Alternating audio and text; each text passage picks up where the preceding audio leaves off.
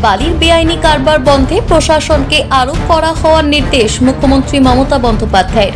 মুখ্যমন্ত্রীর নির্দেশের পর বালি পাচার রুখতে তৎপর বীরভূম জেলা প্রশাসন।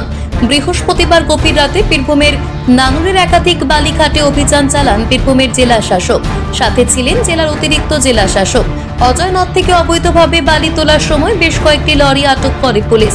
বাজেয়াপ্ত করা হয় একটি হিসেবের খাতা। অভিযান দেখে পালিয়ে যাওয়ার সময় রাস্তা থেকে বেশ কয়েকটি লরিকে আটক করা হয়। মুখ্যমন্ত্রীর কড়া হুঁশিয়ারির পরেও প্রশাসনের নজর এড়িয়ে বোলপুর, ইলামবাজার, নানুরের বিভিন্ন জায়গায় বেআইনিভাবে বালির ঘাট চলছিল বলে অভিযোগ।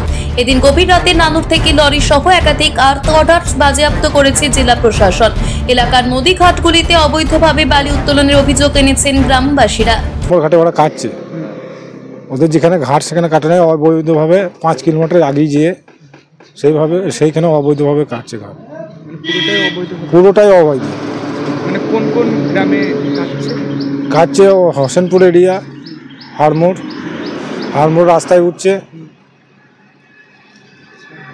মানে কালকে কারা এসেছিল রাত্রে? কালকে পুলিশ এসেছিল। কি করেছে তারা? পুলিশ রেড করে গিয়েছে, গাড়ি সিজ করেছে, একটা ডায়েরিও পেয়েছে। সেই ডায়েরিতে কারা কারা চালাইছে পার্টনারশিপের ভাগ সেইখানে লেখাও আছে। রেড করতে এসেছিল অফিসাররা সব।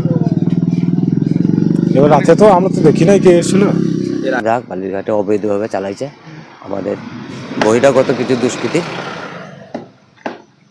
শেখ শুকুর, শেখ বাপ্পা, শেখ মহিম, শেখ সৈকত মুন্সি, নতুন গ্রাম বাড়ি, শেখ সম্রাট, দান্নপাড়া বাড়ি। আমাদের গ্রামে আছে হারমুর কুটিরপাড়ে আছে শেখ চাঁদ, শেখ মনসুর ও শেখ জামির, শেখ ফরাই। এসব প্রশাসনের মধ্যে হচ্ছে সভাধিপতি এসব জড়িত। 2 মাস ধরে কাটছে অবৈধ ঘাট। বহুবার বেল্লারও এসেছে, দেখতে গিয়েছে, অথচ কোনো অ্যাকশন নেই না। এই রাতে প্রশাসনিক সিজ করেছে, তা গাড়ি সিজ করেছে। আর ওখান থেকে একটা ডায়েরি পেয়েছে, ওখানে সব নাম করা আছে, কে কত পার্সেন্ট পায় ওখান থেকেই ওই ডায়েরিটা থেকে পেয়ে যাবে। মানে কখন এসেছিল? 12টা, 12:30 একটার মধ্যে হয়ে কখন এসেছিল? মানে কারা কারা এসেছিল?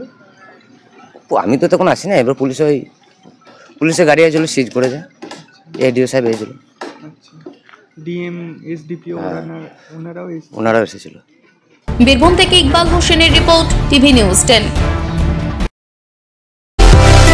সুলভের সঠিক চিকিৎসার একমাত্র প্রতিষ্ঠান বিবেকানন্দ হসপিটাল। 24 ঘন্টা emergency service, blood bank, trauma care. আপনাদের সেবায় আমরা তৎপর। গুণমান ও পরিষেবায় দুর্গাপুর বিধাননগরের ডক্টর জাকির হোসেন এভিনিউর বিবেকানন্দ হসপিটাল শিল্পাঞ্চলের মানুষের মন জয় করেছে।